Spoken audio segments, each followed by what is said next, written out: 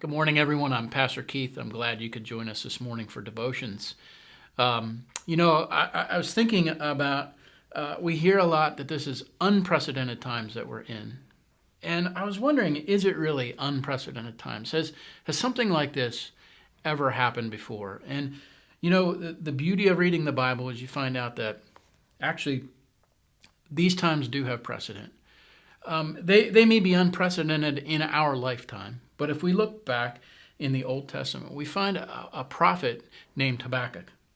And Habakkuk was talking with God. And he was issuing really some questions and a complaint with God.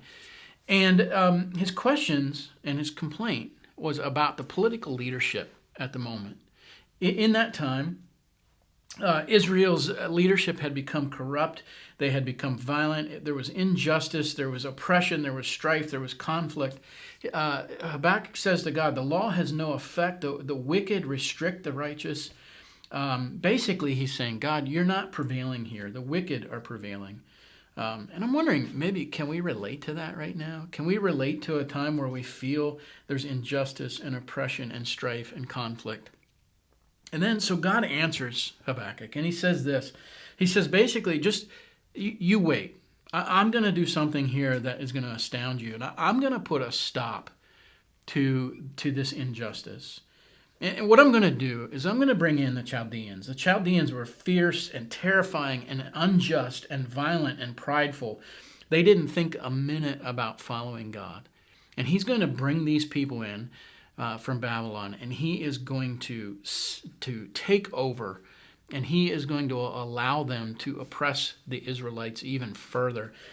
And Habakkuk says, whoa, you can't do this. This isn't like you. You are good, you are eternal, you can't tolerate sin. These people that are going to take us over, they're morally bankrupt. He says that your people swim around like fish without leadership.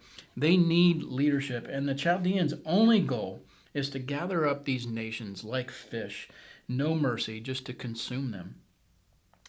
And so God answers again, and he says, listen, write down this vision. I'm going to show you what is coming for the wicked.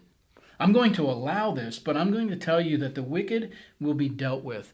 And he says, woe to them many, many times. God says, I will have the last word, that terrible things are coming for those who oppress, those who are sexually immoral, the unjust, the cruel.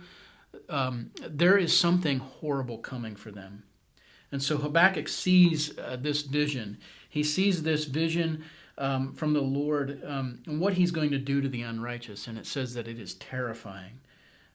It says in chapter 3, verse 16, I heard and I trembled within. And then Habakkuk issues another prayer, and he says that he's got confidence in God, and he awaits his coming. And when we realize who God is and that we don't deserve his mercy, it should cause us to tremble. But we do know that he is not done. We can only see a small window of time right now.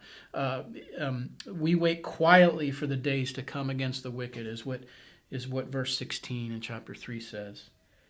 And we know that our strength is from the Lord, that our salvation is from the Lord, that our hope is from the Lord.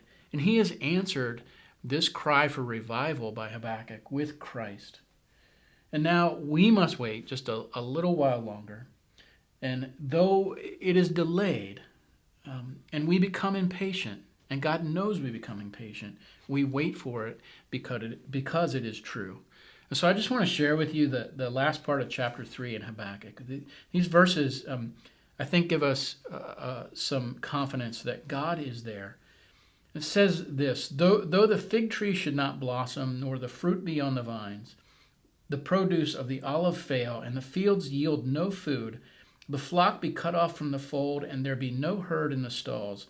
Yet I will rejoice in the Lord. I will take joy in the God of my salvation. God, the Lord, is my strength. He makes my feet like the deer's. He makes me tread on my high places. And so if we're feeling frustrated right now, why isn't God doing something? That's not unprecedented. There are people in the Bible who have felt like that and cried out to the Lord.